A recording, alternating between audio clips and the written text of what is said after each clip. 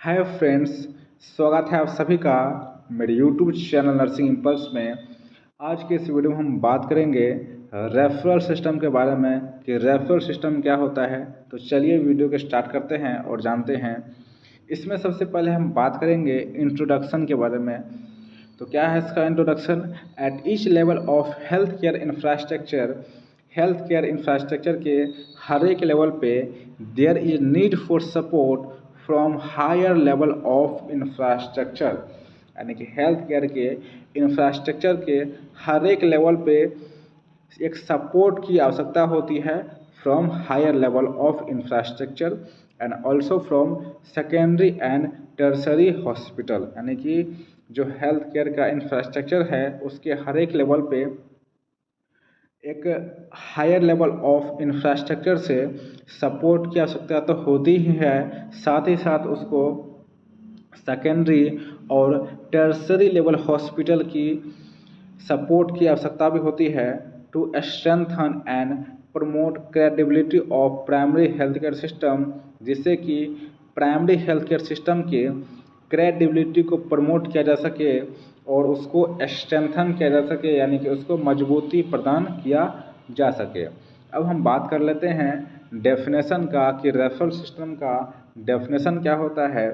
तो referral system is defined as a system, referral system को define किया गया एक सिस्टम के रूप में in which the patient is sent from the health care center having fewer amenity to the health institute और treatment center which has more resources and facility is called as referral system, यानी कि जो referral system है उसको define किया गया है एक सिस्टम के रूप में जिसमें पेशेंट को भेजा जाता है उस हेल्थ केयर सिस्टम से जहाँ पे कम फैसिलिटी होती है, जहाँ पे कम रिसोर्सेस होता है, वहाँ से उस हेल्थ केयर सेंटर पे जहाँ पे रिसोर्सेस ज़्यादा होती है, जहाँ पे फैसिलिटी ज़्यादा होती है, उसी को क्या बोलते हैं? Referral system. फिर से जान लेते हैं। तो इसमें जो पेशेंट को lower level of health care system से upper level of health care system में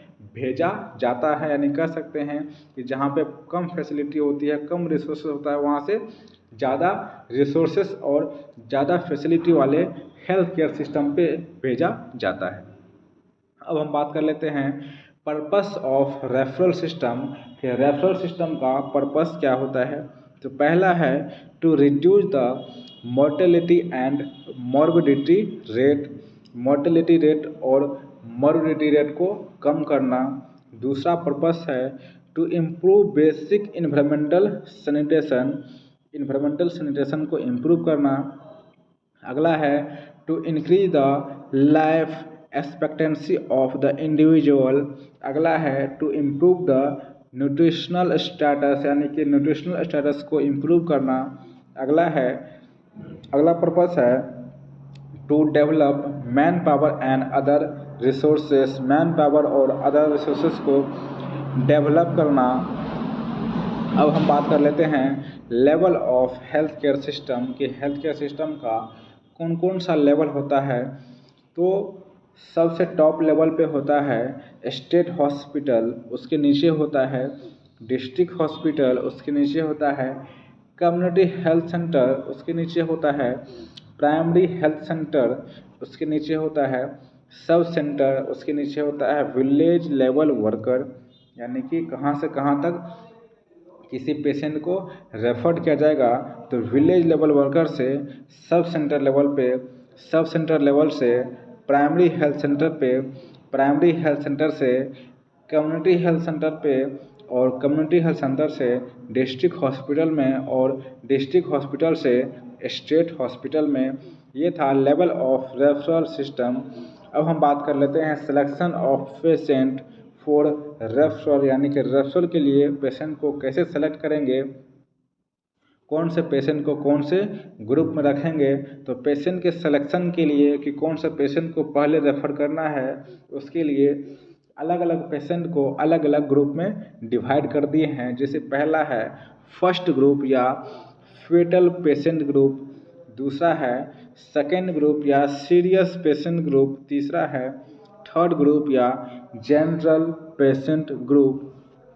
अब हम देख लेते हैं कि फर्स्ट ग्रुप या फेटल पेशेंट ग्रुप क्या होता है।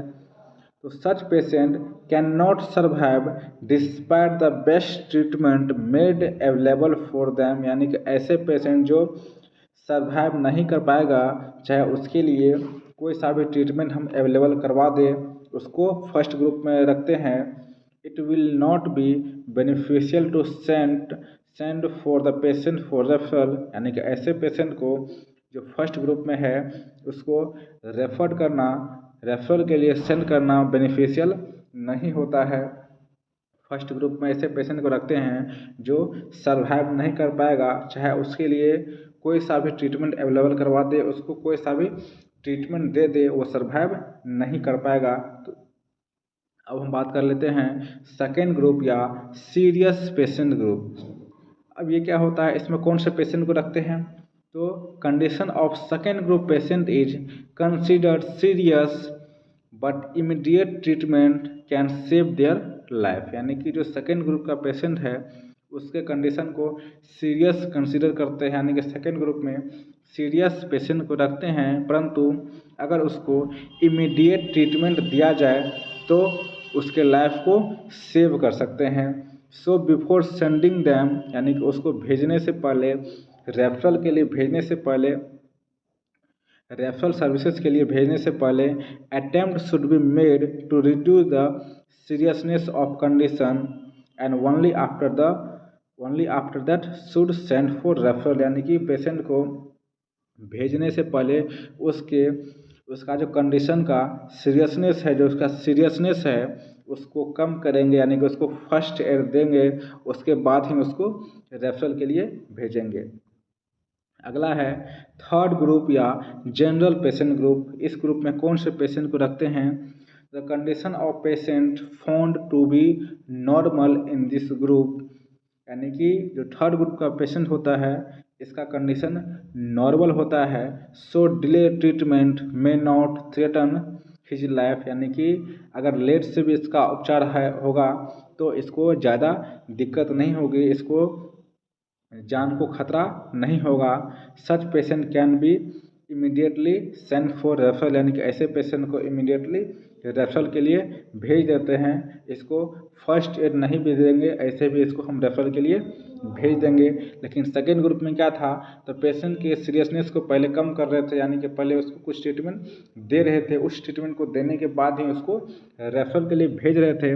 लेकिन थर्ड ग्रुप में ऐसा नहीं करते हैं, उसको इमीडिएटली क्या करते हैं, रेफरल के लिए भेज देते हैं। अब है नीड फॉर अर्जेंट रेफरल, यानी कौन कौन से पेशेंट को अर्जेंट रेफरल की आवश्यकता होती है। तो severe pain in the part of body, अगर बॉडी के किसी पार्ट में सीवियर पेन हो रहा है किसी पेशेंट को तो उसको अर्जेंट रेफरल के लिए भेजेंगे।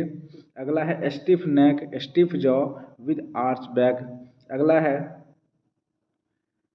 हेमेटोमेसिस, यानी कि अगर जो है उसको खून की उल्टी हो रही है तो उसको अर्जेंट रेफरल के लिए भेजेंगे। अगला है पेन इन एब्डोमेन और क्या है फ्रीक्वेंट वॉमिटिंग, इस कंडीशन में पेशेंट को अर्जेंट रेफरल के लिए भेजेंगे। अगला है ब्लैक कलर स्टूल। अगला है complicated delivery, coma, severe diarrhoea, severe cyanosis, chest pain in heart patient, यानी कि जो हार्ट का पेशेंट है उसमें चेस्ट पेन होना और मल्टीपल ट्रॉमा होना, ये सभी ऐसा कंडीशन है जिसमें पेशेंट को क्या करेंगे, अर्जेंट रेफरल के लिए भेजेंगे। इस सभी कंडीशन में पेशेंट को अर्जेंट रेफरल की आवश्यकता होती है। तो ये थी पूरी जानकारी। अगर आपको हमारी वीडियो पसंद आई होगी तो चैनल को लाइक और सब्सक्राइब करना ना भूलें। तब तक के लिए धन्यवाद।